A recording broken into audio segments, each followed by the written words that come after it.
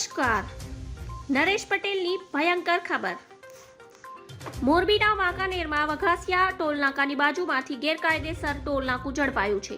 જે મામલે ખોડલધામના ચેરમેન નરેશ પટેલે આરોપીઓ મુદ્દે બોલવાનું ટાળ્યું છે. રાજકોટમાં નરેશ પટેલ મીડિયા સાથે વાતચીત કરી હતી.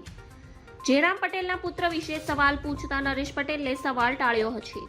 હાથ જોડી નરેશ પટેલે ટોલનાકા મુદ્દે નિવેદન આપવાનું ટાળ્યું છે. તેમણે કહ્યું કે ઉમદા હેતુ માટે એકત્ર થયા છીએ, વિષયની બહાર જવું નથી. નકલી ટોલનાકા કેસમાં જયરામ પટેલ પુત્ર મુખ્ય આરોપી છે.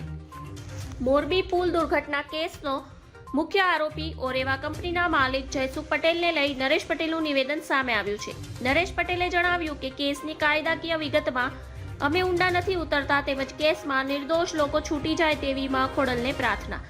બોગસ ટોલનાકામાંથી દરરોજ હજારો વાહનો અવરજવર કરતા હતા. 4 વ્હીલર, 50 ટ્રક અને મોટા વાહનના 200 રૂપિયા વસૂલાતા હતા.